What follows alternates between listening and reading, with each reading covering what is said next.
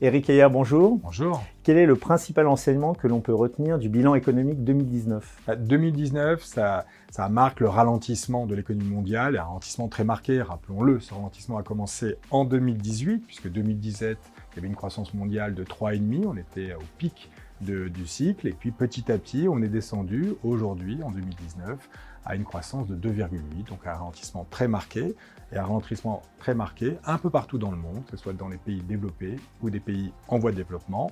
Ce ralentissement est lié en grande partie à une crise industrielle et à une récession industrielle que l'on trouve un peu partout dans le monde. Et donc, bien entendu, plus on est un pays industrialisé, type l'Allemagne, plus ce ralentissement a été marqué. Focus sur la France. D'abord, est-elle touchée par ce ralentissement industriel? Alors oui, la France a été touchée par ce ralentissement industriel, mais beaucoup moins que ses partenaires de la zone euro, moins que l'Italie, moins que l'Allemagne. Et donc, on a à la fois une récession industrielle qui n'est pas encore arrivée, c'est-à-dire qu'on a juste un ralentissement de l'industrie, mais pas une récession.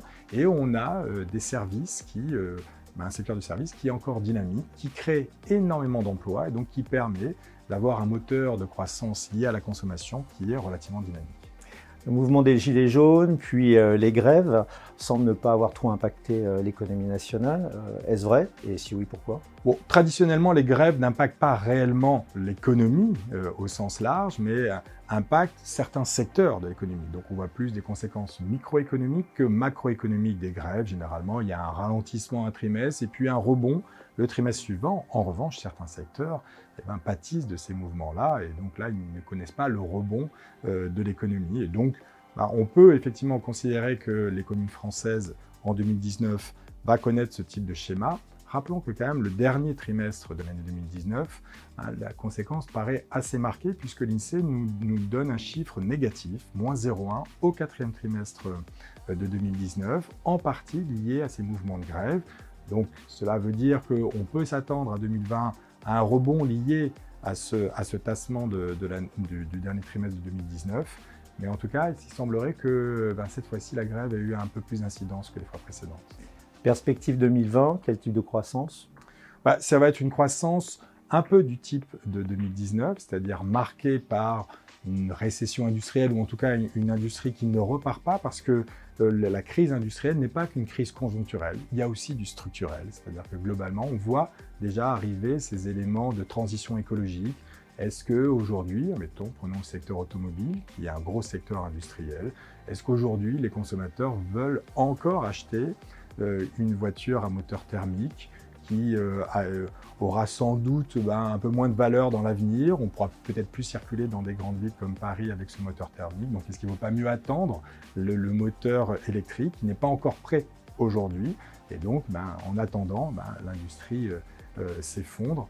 Et donc, 2020 sera marqué par ce ralentissement industriel, sera marqué aussi par les tensions géopolitiques. Qu'est-ce qui va se produire, notamment aux États-Unis au moment des élections? Est-ce que Donald Trump sera élu?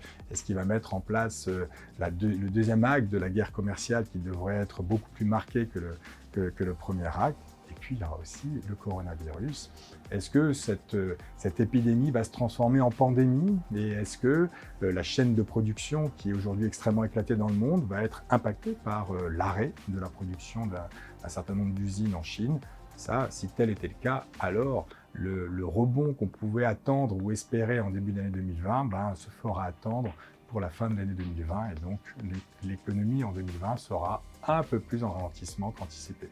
Dernière question, dans ce contexte, le déclassement des classes moyennes dans les vieux pays industrialisés comme la France, va-t-il se poursuivre ou pas?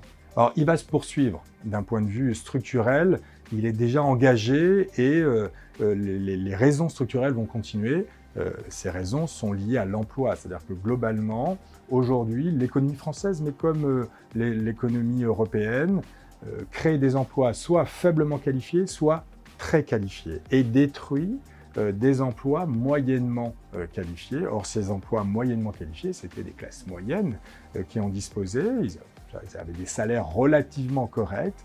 Ces classes moyennes perdent leur emploi et sont reversées dans des emplois à moins bonne qualification, donc à moins bon salaire. Et donc, le déclassement provient de là.